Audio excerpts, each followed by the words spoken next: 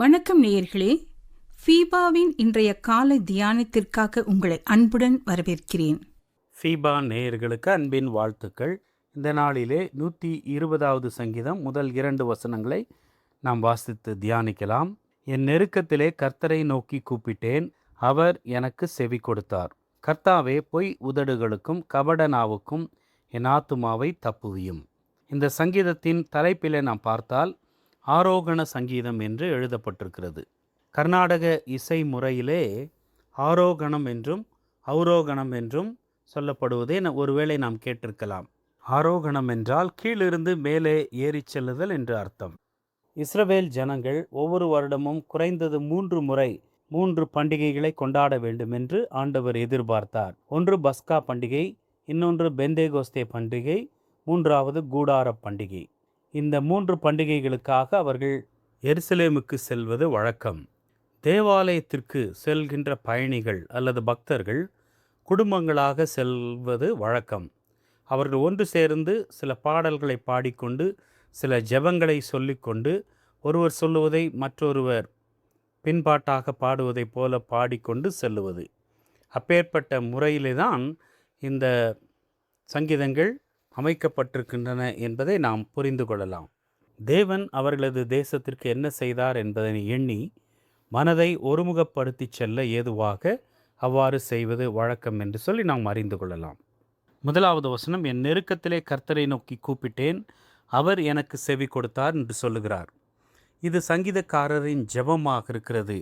அவர் கூப்பிட்டேன் என்றும் தேவன் செவி கொடுத்தார் என்பதையும் அவர் குறிப்பிடுகிறதை நாம் பார்க்கிறோம்.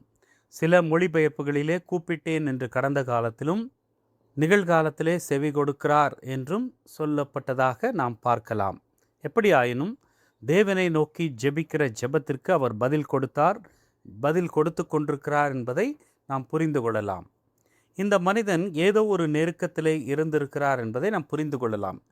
2வது வசனத்திலே பொய் உதடுகளுக்கும் கபட நாவுக்கும் என் ஆத்துமாவை தப்புவியும் என்று சொல்லுகிறார். இதற்கு முன்பாகவும் அவர் இப்படியே கதறியிருக்கக்கூடும். தேவன் அதற்கு செவி கொடுத்திருக்கிறார். எனவே ஜெபிப்பதற்கான உறுதி இப்பொழுது உண்டு என்பதை நாம் பார்க்கிறோம். ஏதோ ஒரு பிரச்சனை, ஏதோ ஒரு வழக்கு இவருக்கு எதிராக நடந்திருக்கிறது. அதிலே சிலர் பொய் சாட்சி கூறியிருக்கலாம் என்று நாம் புரிந்து கொள்ளலாம். அல்லது லஞ்சம் கொடுத்து பொய் சாட்சிகள் கூட்டி வரப்பட்டிருக்கலாம். எனவே நெருக்கத்தின் மத்தியிலே அவர் நொறுங்கி போகாமல் கர்த்தரண்டை நெருங்கி வருகிறார் என்பதை நாம் புரிந்து கொள்கிறோம். என கருமையானவர்களே, நம்முடைய வாழ்க்கையிலே பிரச்சனை என்பது நம்மை அழுத்திவிட முற்படுகிறது. ஆனால் பிரச்சனை உண்மையிலுமே நம்மை அழிக்க அது தோன்றிவிடாமல், அந்த பிரச்சனையின் சமயத்திலே நாம் எப்பேற்பட்டவர்களாக இருக்கிறோம் என்கிற நம்முடைய உள்ளான தன்மையை வெளிப்படுத்தவே பிரச்சனைகளை தேவன் அனுமதிக்கிறார் என்பதை தேவ பக்தர்கள் குறிப்பிடுகிறதை நாம் பார்க்கலாம். எப்பேற்பட்ட உள்ளத்தோடு நாம் காணப்படுகிறோம், எப்பேற்பட்ட தேவ இரக்கத்தை பெற்றிருக்கிறோம், எப்பேற்பட்ட உறவை தேவனோடு கொண்டிருக்கிறோம், எப்பேற்பட்ட தேவ இயல்பை நமக்குள்ளாக பெற்று அதை வெளிப்படுத்துகிறோம் என்பதை பிரச்சனைகள்தான் நம்மிடத்திலிருந்து அதை வெளிப்படுத்த முடியும் என்று நாம் நம்பலாம். நம்மை அழித்து போடுவதற்காக மாத்திரம் பிரச்சனைகள் வருவதில்லை, நம்மை உருவாக்குவதற்காக அவைகள் வருகின்றன என்பதை புரிந்து கொள்ளலாம். எனவே சங்கீதக்காரர் நெருக்கத்தின் மத்தியிலே நொறுங்கி போகாமல் கர்த்தரண்டை நெருங்கி வருகிறார். நெருங்கி வந்து அவர் ஜெபிக்கிற ஜெபம் இது. ஜெபம் என்பது அனுபவத்தின் வாயிலாக வெளிப்பட வேண்டும். நெருக்கத்தின் மத்தியிலே தேவனை நோக்கி கூப்பிடுகிற ஒன்றாக அது காணப்பட வேண்டும். மற்ற எல்லாமே எதிராக செல்கையில் ஒவ்வொரு நபரும் திரும்ப வேண்டியது யாரிடம் என்று பார்த்தால் தேவனிடம்தான்.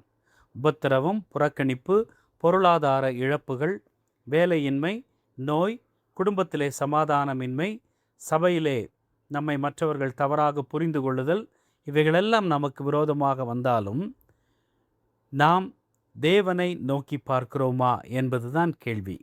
இன்றைக்கு அவிசுவாசிகள் நம்மை தவறாக புரிந்து கொள்வது வேறு, நம்மோடு இருக்கிற சகோதரர்கள் உடன் விசுவாசிகள் நம்மை பல நேரங்களிலே தவறாய் புரிந்து கொண்டு நமக்கு விரோதமானதை பேசலாம். அந்த சூழ்நிலையிலே தேவனை நோக்கி ஜெபிக்கிறோமா? தேவனை நோக்கி கூப்பிடுகிறோமா?